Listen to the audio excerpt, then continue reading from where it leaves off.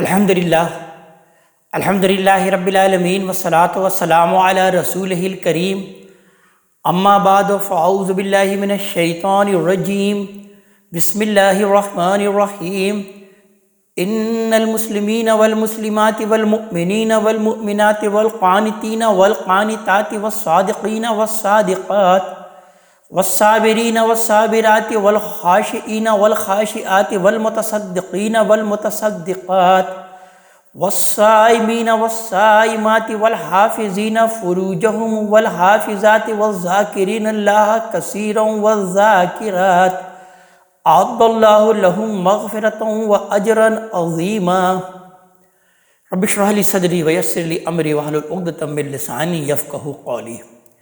یہ سورہ احزاب کی آیت نمبر 35 ہے، جس سے ہم آج کے مطالعہ قرآن حکیم کی ابتدا کر رہے ہیں۔ آیت نمبر 28 سے خطاب ازواج مطہرات سے ہے،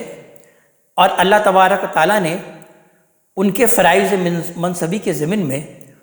ان کو کچھ خصوصی احکام دیے، اور پھر اس بات کو بیان کیا کہ وہ جو اللہ تبارک و تعالیٰ کی آیتیں اور علم و حکمت کی باتیں جن کا کہ نزول تمہارے گھروں میں ہو رہا ہے اس کو یاد کرو۔ وَاذْكُرْنَ مَا يُتْلَى فِي بُيُوتِكُنَّ مِنْ آیَاتِ اللَّهِ وَالْحِکْمَةِ، اور تمہارے گھروں میں اللہ کی آیتوں اور اس کی حکمت کی جو تعلیم دی جاتی ہے اس کو خوب یاد کرو، اس کا چرچا کرو۔ یعنی ان صفات کا تذکرہ کرنے کے بعد اللہ تبارک و تعالیٰ نے ان کو اس بات کا حکم دیا کہ وہ جو کہ علم و حکمت کی باتیں تمہارے یہاں نازل ہو رہی ہیں ان کو اچھی طرح یاد کرو۔ اس کے بعد پھر انہیں چونکہ کچھ خصوصی صفات سے اللہ تبارک تعالیٰ نے نوازا اور بیان کیا کہ تمہیں ان صفات کا حامل ہونا چاہیے۔ تو اب آگے اس بات کو بیان کیا جا رہا ہے کہ جو عام مسلمان ہیں، جو عام مسلمان مرد اور عورتیں ہیں، ان سے کس طرح کی صفات اللہ تبارک تعالیٰ کو مطلوب ہے۔ یعنی یہ تمام فضل اور رحمت صرف نبی کے گھر ہی سے مخصوص نہیں ہے، انہی کے لیے خاص نہیں ہے، بلکہ یہ ہے کہ جو ان صفات جو ابھی آگے 10 صفات آیت نمبر 35 سے بیان ہوئی ہیں، جو لوگ بھی اختیار کریں گے وہ اللہ تبارک تعالیٰ کی فضل اور رحمت کے مستحق قرار پائیں گے۔ لہذا ارشاد ہوتا ہے کہ ان المسلمین والمسلمات، کہ بے شک وہ جو کہ مرد اور جو عورتیں مسلمان ہیں، والمومنین والمومنات، اور جو مومن مرد اور مومن عورتیں ہیں، والقانتین والقانتات، اور بندگی کرنے والے مرد اور بندگی کرنے والی جو عورتیں ہیں، والصادقین والصادقات، اور سچے مرد اور سچی عورتیں، والصابرین والصابرات، اور صبر کرنے والے مرد اور صبر کرنے والی عورتیں، والخاشعین والخاشعات، اللہ کے آگے جھک کر رہنے والے مرد اور اللہ کے آگے جھکنے والی عورتیں، والمتصدقین والمتصدقات، اور صدقہ کرنے والے خیرات کرنے والے مرد اور خیرات کرنے والی عورتیں، والصائمین والصائمات، روزہ رکھنے والے مرد اور روزہ رکھنے والی عورتیں، والحافظین فروجہم والحافظات، اور اپنی شرمگاہوں کی حفاظت کرنے والے مرد اور عورتیں، والذاکرین اللہ کثیرا والذاکرات، اور اللہ کو بہت زیادہ یاد کرنے والے مرد اور اسی طرح عورتیں۔ اعد اللہ لہم مغفرۃ واجرا عظیما، اللہ تبارک تعالیٰ نے ان کے لیے مغفرت اور بہت بڑا اجر تیار کر رکھا ہے۔ لہذا یہاں پر عام لوگوں کی صفات کا اللہ تبارک تعالیٰ نے تذکرہ کیا کہ جو لوگ یہ 10 صفات کو اختیار کریں گے ان کے لیے مغفرت ہے اور بہت بڑا اجر ہے۔ یہ بڑی اہم صفات ہیں، اس کا کہ قرآن حکیم میں اور بھی جا بجا تذکرہ آیا ہے، یہاں پر اللہ تعالیٰ نے اہتمام کے ساتھ ان کا ایک ساتھ تذکرہ کر دیا ہے۔ ان میں سے ایک ایک چیز کو ہم سمجھ لیتے ہیں۔ یعنی پہلی صفت جو بیان ہوئی ہے وہ ہے اسلام، کہ ان المسلمین والمسلمات، کہ وہ جو مسلمان مرد اور مسلمان عورتیں ہیں، یعنی جنہوں نے اسلام کو اپنی دین کی حیثیت سے قبول کر لیا ہے۔ اسلام کا لفظ جب اس طریقے سے ایمان کے ساتھ آتا ہے جس طرح یہاں آیا ہے تو اس سے در حقیقت دین کا ظاہر مراد ہوتا ہے، یعنی اپنے آپ کو اللہ کے حوالے کر دینے کی وہ کیفیت جو انسان کی قول اور فعل اور اس کے اعضاء اور جوارح سے نمایاں ہوتی ہے، اور اس کو دیکھ کر ہر شخص جان لیتا ہے کہ اللہ اور رسول کی اطاعت کو اس نے پوری طرح اختیار کر لیا ہے، اس کی زندگی کا کوئی گوشہ اب اس سے باہر نہیں ہے۔ دوسری صفت بیان ہوئی والمؤمنین والمؤمنات، یعنی مومن مرد اور مومن عورتیں۔ ایمان در حقیقت دین کا باطن ہے، اور یہاں اس سے مراد وہ یقین ہے جو اللہ تبارک تعالیٰ اور اس کے وعدوں کے بارے میں اس کے حقیقی معرفت کے ساتھ پایا جائے۔ لہذا جو اللہ کو اس طرح مانے کہ تسلیم اور رضا کے بالکل آخری درجے میں اپنے دل اور دماغ کو اس کے حوالے کر دے، قرآن اپنی اصطلاح میں اسے مومن کہتا ہے۔ والقانتین والقانتات، اسی طرح بندگی کرنے والے مرد اور بندگی کرنے والی عورتیں، یہ تیسری صفت بیان ہوئی کہ لفظ اس کے اندر قنوت استعمال ہوا۔ یہ در حقیقت وہ قلبی کیفیت ہے جو انسان کو پورے اخلاص اور یکسوئی کے ساتھ اپنے رب کی اطاعت پر قائم رکھتی ہے۔ بندہ مومن کے نہا خانہ وجود میں عبد اور معبود کے تعلق کا سب سے نمایاں ظہور یہی ہے۔ لہذا قانتین وہ لوگ ہیں جو ہمیشہ بندگی میں رہیں،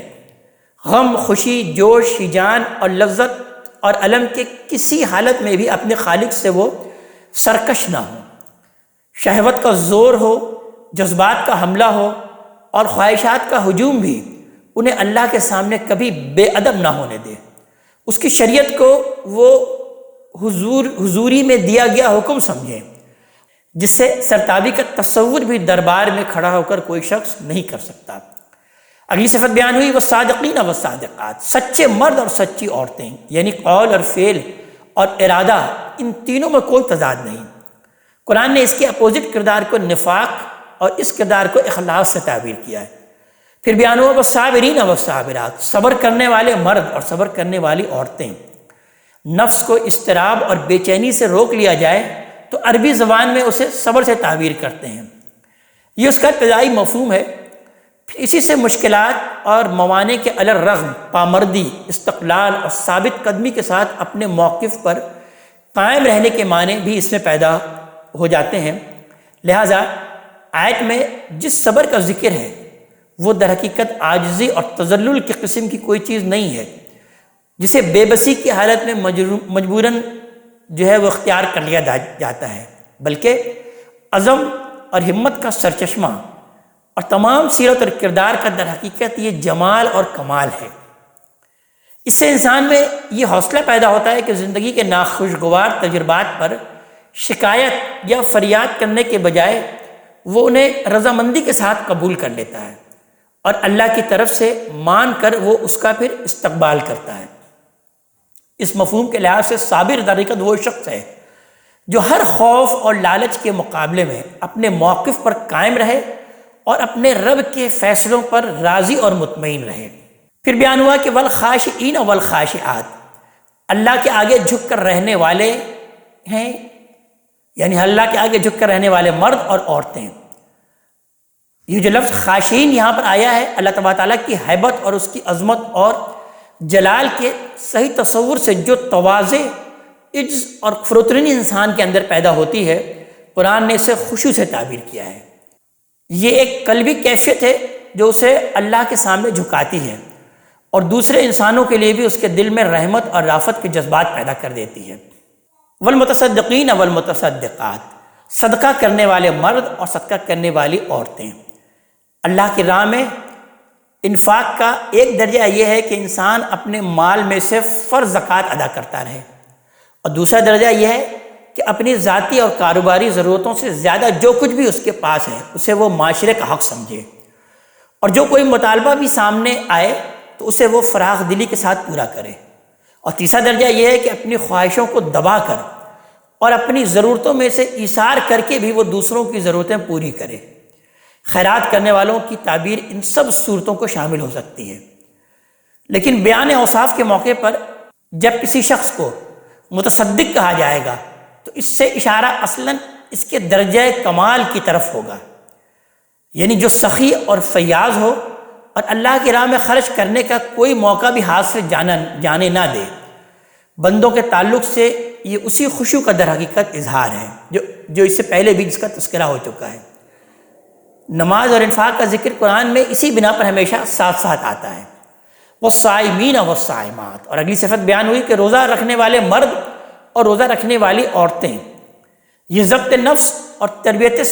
صبر کی در حقیقت خاص عبادت ہے۔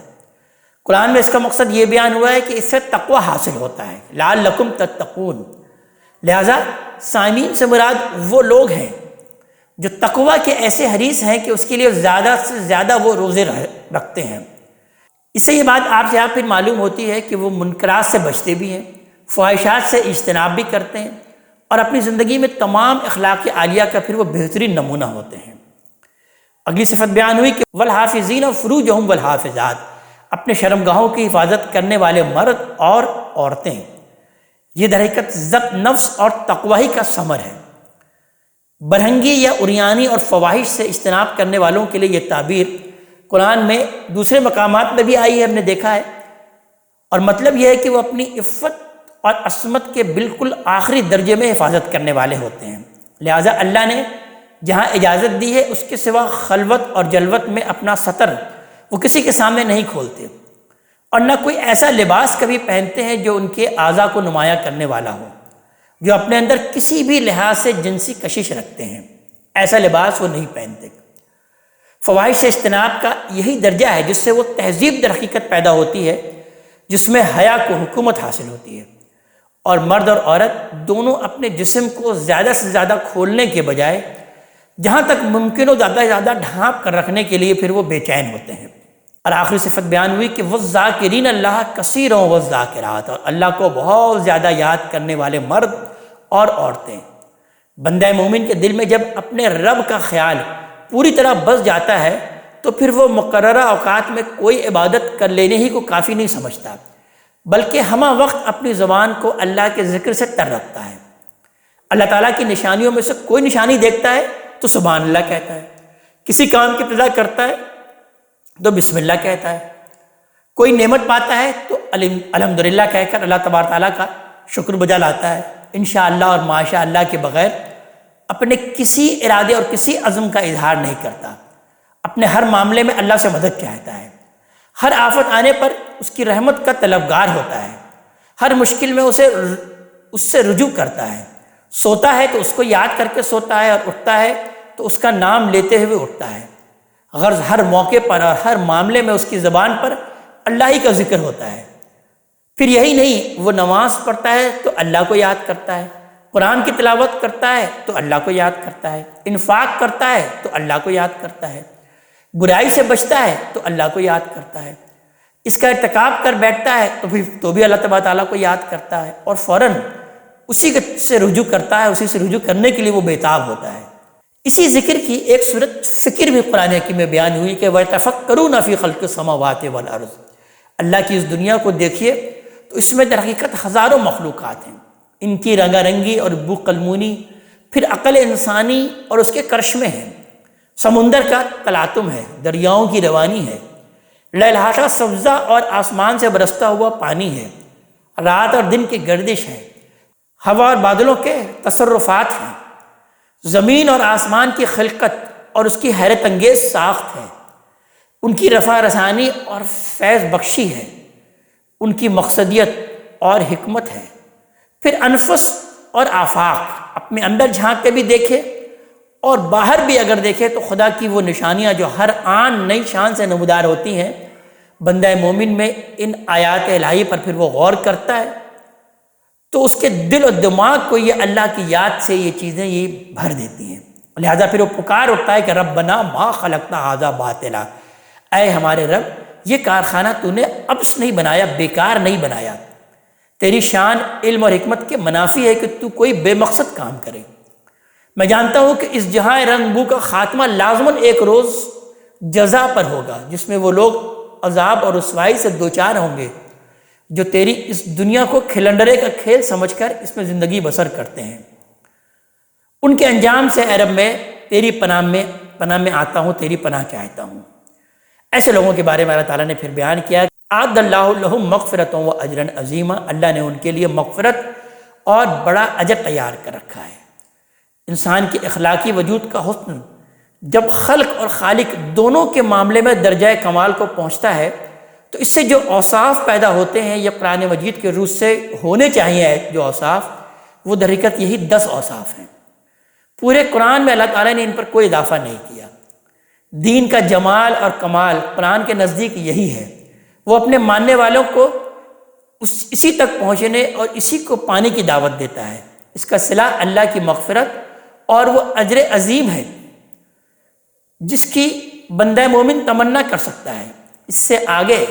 اگر کوئی درجہ ہے تو وہ نبوتی کا درجہ ہے۔ اب آیت نمبر 36 سے انہی منافقین کا تذکرہ ہے جن کا کہ تذکرہ اس صورت میں شروع ہی سے چلا آ رہا ہے کہ یہ منافقین جو اب اللہ اور اس کے رسول کے فیصلوں کو بھی اب ہدف بنا رہے ہیں، لہٰذا اب انہیں معلوم ہونا چاہیے کہ وما کان لمؤمن ولا مؤمنہ، کہ کسی مرد مومن اور عورت مومن کے لیے گنجائش نہیں ہے کہ اذا قضى اللہ ورسولہ امرا، کہ جب اللہ اور اس کا رسول کسی معاملے کا فیصلہ کر دیں، ان یکون لہم الخیرۃ من امرہم، تو ان کے لیے اپنے اس معاملے میں کوئی اختیار باقی رہ جائے۔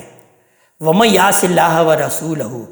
اور معلوم ہونا چاہیے کہ جو اللہ اور اس کے رسول کی نافرمانی کرے گا فقط ضل ضلالا مبینا، تو وہ صریح گمراہی میں پڑ چکا ہے۔ اس کے بعد پھر اب یہاں سے آگے نبی کریم صلی اللہ علیہ وآلہ وسلم کے آزاد کردہ غلام حضرت زید بن حارثہ کے واقعے کی طرف اشارہ ہے کہ جن کا نکاح نبی کریم صلی اللہ علیہ وسلم نے بڑے اصرار کے ساتھ اپنی پھوپھی زاد بہن حضرت زینب بنت جحش سے کر دیا تھا، محض اس لیے کہ غلاموں کا مرتبہ معاشرے میں بڑھایا جائے اور ان سے متعلق لوگوں کے تصورات میں پھر اب تبدیلی پیدا کی جائے۔ لیکن اس قسم کی معاشرتی اصلاحات کو لوگ آسانی سے قبول نہیں کرتے، اس وجہ سے اس نکاح کے خلاف ایک مخالفانہ فضا پیدا ہو گئی، جس میں ہو سکتا ہے کہ اس طرح کی باتیں بھی کہی گئی ہوں کہ زینب ایک معزز گھرانے کی خاتون ہے، مگر ان پر یہ کیسا ظلم ہے کہ انہیں ایک ایسے شخص کے نکاح میں دے دیا گیا ہے جو ابھی کل تک ایک زرخرید غلام تھا۔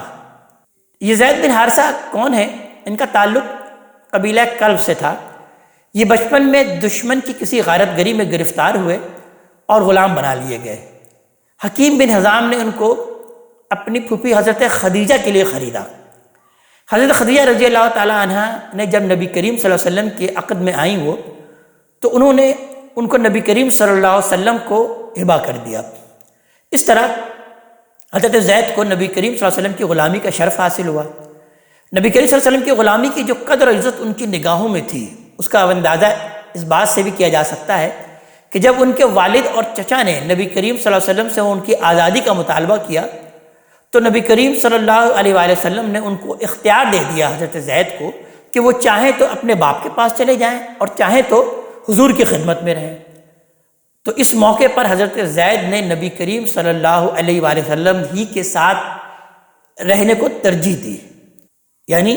اپنی محبت کی جو مثال پیش کی وہ در حقیقت تاریخ میں ہمیشہ یاد رکھی جائے گی کہ انہوں نے آزادی کا اختیار نامہ پا جانے کے باوجود اس آزادی پر نبی کریم صلی اللہ علیہ وسلم کی غلامی کو ترجیح دی۔ اس کے بعد نبی کریم صلی اللہ علیہ وسلم نے ان کو آزاد کر دیا۔ ان سے محبت تو ان کی خوبیوں کے سبب سے نبی کریم صلی اللہ علیہ وسلم کو شروع ہی سے تھی، اور اس واقعے کے بعد وہ اور بھی زیادہ ہو گئی، یہاں تک کہ آپ صلی اللہ علیہ وسلم کے غیر معمولی التفات اور اعتماد کو دیکھ کر پھر لوگوں نے یہ بھی گمان کر لیا کہ آپ نے ان کو شاید منہ بولا بیٹا بنا لیا ہے۔ تو اب ان کا تذکرہ ہو رہا ہے کہ اس تقول للذی انعم اللہ علیہ، جب آپ اس شخص سے بار بار کہہ رہے تھے جس پر اللہ نے انعام کیا، وَأَنْعَمْتَ عَلَيْهِ، اور آپ نے بھی انعام کیا۔ زید رضی اللہ تعالیٰ عنہ کا یہ بڑا ہی دل نواز تعارف ہے اگر غور کیا جائے، یعنی اللہ اور رسول کے یہ انعام یافتہ ہیں اور منظور نظر ہیں، اور ان الفاظ میں غالباً تعارف آپ کا اس لیے کرایا گیا کہ منافقین کو تنبیہ ہو کہ جو ان کی غلامی کی وجہ سے قریش کی ایک شریف زادی کے ساتھ ان کے نکاح کا مذاق اڑا رہے ہیں، تو ان کو بھی یہ معلوم ہو کہ یہ زید ان کی کیا حیثیت ہے۔ اللہ تعالیٰ کا انعام یوں تو ہر فرد پر بھی ہوتا ہے، بندہ جو کچھ بھی پاتا ہے اللہ ہی سے پاتا ہے، لیکن حضرت زید کے حالات پر اگر غور کیا جائے تو معلوم ہوگا کہ ان کے ساتھ بالکل اس طرح کا معاملہ ہوا جس طرح کے معاملہ حضرت یوسف علیہ السلام کے ساتھ ہوا۔ یہ ایک غارت گری میں گرفتار ہوئے، غالباً ایک نصرانی کے غلام رہے، پھر غلام ہو کر بکے، بالآخر درجہ بدرجہ اللہ تعالیٰ نے اپنی کارسازی سے ان کو نبی کریم صلی اللہ علیہ وآلہ وسلم تک پہنچا دیا، جس کے بعد ان کے لیے دین اور دنیا کی سعادتوں کے دروازے کھل گئے۔ نبی کریم صلی اللہ علیہ وسلم کا انعام ان پر یہ ہوا کہ آپ کی فیض خدمت سے ان کو اسلام کی نعمت پھر حاصل ہوئی۔ آپ نے ان کو محبت اور اعتماد کا وہ مقام بخشا کہ لوگ ان کو نبی کریم صلی اللہ علیہ وسلم کا منہ بولا بیٹھا سمجھنے لگے۔ آپ نے ان کو غلامی سے آزادی بخشی، اپنی حقیقی پھوپھی زاد بہن سے شادی کر دی، جس کے مطلب یہ ہے کہ حضور صلی اللہ علیہ وآلہ وسلم نے ان کو اپنے اہل بیت میں شامل کر لیا، جس سے بڑا خاندانی شرف دیکھا جائے تو کوئی اور نہیں ہو سکتا۔ وَإِذْ تَقُولُ لِلَّذِي أَنْعَمَ اللَّهُ عَلَيْهِ، جب آپ اس شخص سے بار بار کہہ رہے تھے کہ جس پر اللہ نے انعام کیا، وَأَنْعَمْتَ عَلَيْهِ، اور آپ نے بھی انعام کیا، امسک علیک زوجک، کہ اپنی بیوی کو اپنے پاس روکے رکھو، واتق اللہ، اور اللہ سے ڈرو، یعنی بغیر کسی معقول وجہ کے طلاق نہ دو، یہ اللہ کو پسند نہیں ہے۔ آپ نے یہ اس لیے فرمایا کہ زید اپنے ارادے کے حق میں اس سے زیادہ کوئی بات نہیں بتا رہے تھے کہ میرے مقابل میں وہ اپنی خاندانی شرف کے باعث تفوق یعنی ڈومینیشن کا وہ احساس رکھتی ہیں۔ اس سے بظاہر یہ معلوم ہوتا تھا کہ اس میں حضرت زینب کے رویے سے زیادہ حضرت زید کی شدت احساس کو دخل تھا۔ نبی کریم صلی اللہ علیہ وسلم کی تمام دلداریوں کے باوجود وہ اپنی غلامی کے دور کو بھولے نہیں تھے۔ پھر حضرت زینب کے بارے میں بیان کیا گیا ہے کہ ان کی مزاج میں فی الجملہ تمکنت اور تیزی بھی تھی، اور منافقین نے فضا بھی بہت کچھ بدگمانی والی بنا دی تھی، لہذا وہ سمجھتے تھے کہ یہ تمام فتنہ اور بدمزگی ان کی نکاح کی وجہ سے پیدا ہوئی ہے، اور اس کا علاج اب یہی ہے کہ اس نکاح کو ختم کر دیا جائے تاکہ زینب کی یہ جو ہنچ بیک بھی رفع ہو جائے اور وہ بھی اپنے سر کا بوجھ اتار کر اطمینان کا سانس لیں۔ آیت میں لفظ آیا اس تقولو، اس لفظ سے یہ بات بھی نکلتی ہے کہ زید رضی اللہ تعالیٰ عنہ کو اپنے ارادے کا اظہار نبی کریم صلی اللہ علیہ وسلم کے سامنے کئی بار کیا، اور حضور ہر بار انہیں اس سے روکتے رہے۔ یہ بات اگر نہیں ہوتی تو عربی کی روح سے قلتا کا لفظ یہاں آتا، اس کے لیے پھر تقولو کے لفظ کی ضرورت نہیں تھی۔ وَتُخْفِي فِي نَفْسِكَ مَا اللَّهُ مُبْدِيهِ، اور آپ اپنے دل میں وہ بات چھپائے ہوئے تھے جس کو اللہ تبارک تعالیٰ ظاہر کرنے والا تھا۔ وہ کیا بات تھی جسے نبی کریم صلی اللہ علیہ وسلم نے اپنے دل میں چھپائے ہوئے تھا؟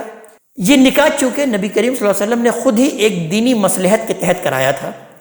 اس وجہ سے آپ کی دلی آرزو یہی تھی کہ یہ نکاح کامیاب ہو، لہٰذا آپ نے حضرت زید کو طلاق کے ارادے سے تاکید کے ساتھ روکنے کی کوشش کی۔ آپ کے دل میں یہ خیال تھا کہ اگر زید نے طلاق دے دی تو زینب کو دوہرا غم ہو جائے گا۔ انہوں نے اس نکاح کی بدولت دشمنوں کے طعنے بھی سنے، اور بالآخر ایک آزاد کردہ غلام کی مطلقہ بین کر اپنی حیثیت عرفی کو بھی وہ ہمیشہ کے لیے گنوا بیٹھے۔ ان کی دلداری اور اس نقصان کی تلافی کی واحد شکل پھر صرف یہی رہ جاتی تھی کہ نبی کریم صلی اللہ علیہ وآلہ وسلم خود ان کو اپنے نکاح میں لے لیں، لیکن ایسا کرنے میں یہ اندیشہ تھا کہ منافقین اس کو ایک اور اس سے بھی بڑے فتنے کا ذریعہ بنا لیتے اور لوگوں میں یہ پھیلاتے کہ آپ نے اپنی منہ بولے بیٹے کی بیوی سے نکاح کر لیا ہے۔ آپ اس فتنے سے بچنا چاہتے تھے، اس وجہ سے آپ کی دلی آرزو یہی تھی کہ طلاق کی نوبت نہ آئے، لیکن اللہ تبارک تعالیٰ کا فیصلہ یہی تھا کہ یہ نوبت آئے تاکہ آپ کے ہاتھوں جاہلیت کی ایک غلط رسم کی اصلاح ہو،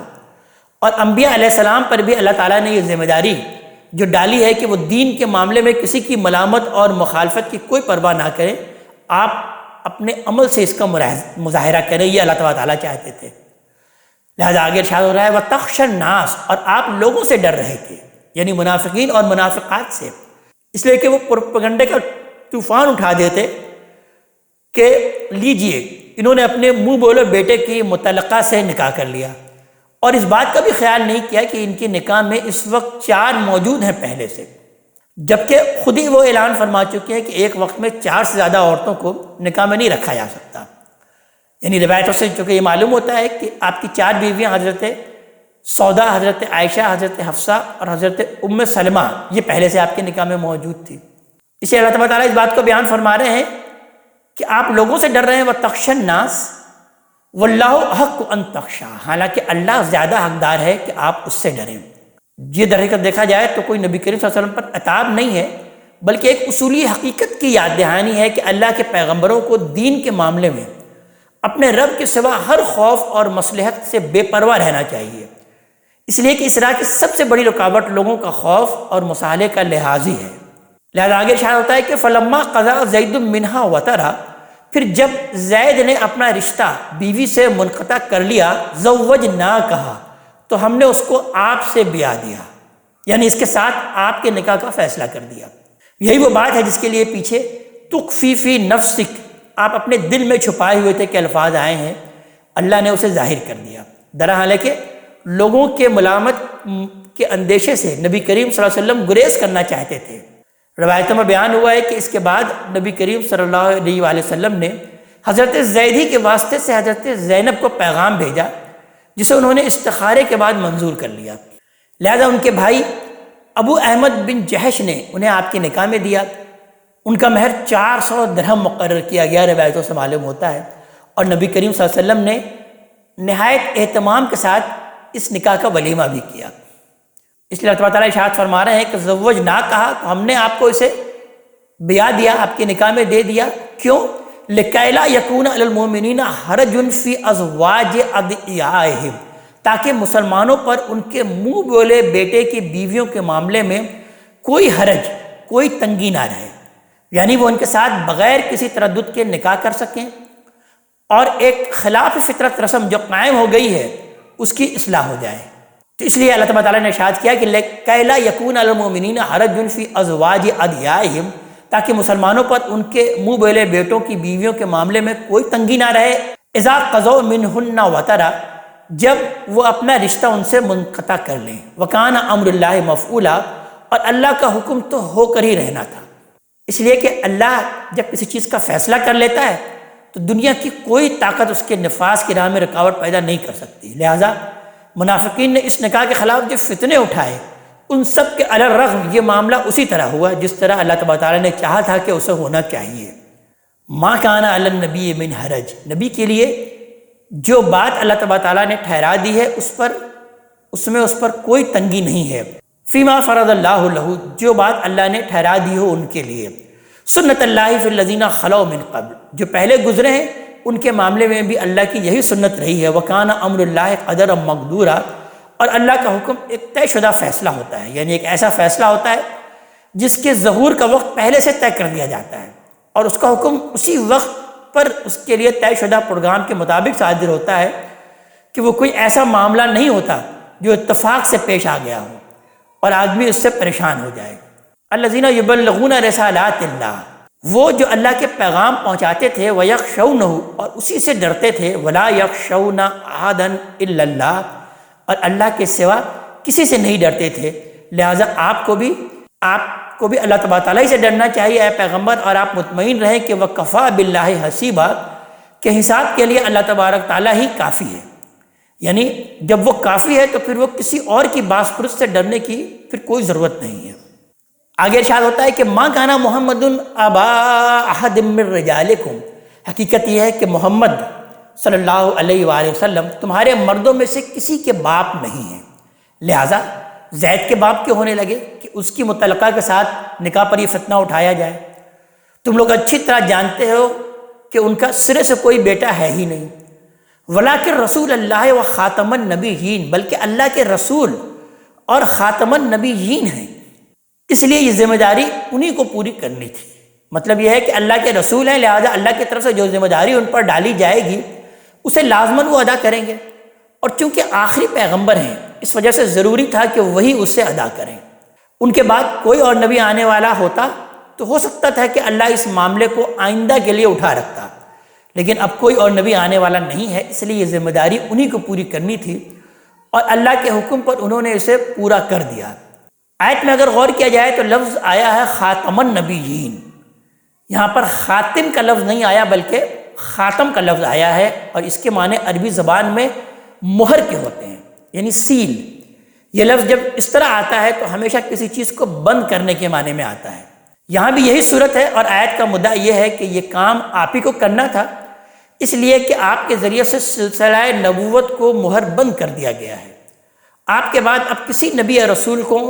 نہیں آنا ہے۔ یہ وہی مفہوم ہے جس سے ہم انگریزی زبان میں سیل آف دا پروفٹس کے الفاظ سے ادا کرتے ہیں۔ اور دوسری بات اگر غور کیا جائے تو قرآن نے یہاں خاتم الرسول نہیں کہا، اس کی وجہ یہ ہے کہ ہر رسول لازماً نبی ہوتا ہے، لیکن ہر نبی کا رسول ہونا لازمی نہیں ہے۔ لہٰذا جب خاتم النبیین کہا جائے گا تو اس سے خاتم الرسول بدرجہ اولا مراد ہوگا، اسے الگ بیان کرنے کی پھر ضرورت نہیں رہے گی۔ نبی کریم صلی اللہ علیہ وآلہ وسلم نے اسی بنا پر نہایت واضح اور قطعی الفاظ میں بار بار اعلان فرمایا ہے کہ آپ آخری نبی ہیں، آپ آخری نبی ہیں، آپ کے بعد کوئی نبی آنے والا نہیں ہے۔ بلکہ اس سے آگے یہ بات بھی آپ نے واضح کر دی ہے کہ آپ پر نبوت کا منصب ہی ختم نہیں ہوا، اس کی حقیقت بھی ختم ہو گئی۔ لہٰذا اب کسی شخص کے لیے نہ وحی اور الہام کا کوئی امکان ہے، نہ کوئی مخاطبہ اور مکاشفہ کا۔ ختم نبوت کے بعد اس طرح کی سب چیزیں اب ہمیشہ کے لیے ختم کر دی گئی ہیں۔ وَكَانَ اللَّهُ بِكُلِّ شَيْءٍ عَلِيمًا، اور اللہ ہر چیز سے باخبر ہے، اللہ ہر چیز کا علم رکھنے والا ہے۔ یہ بھی دیکھا جائے تو نہایت سخت تنبیہ ہے۔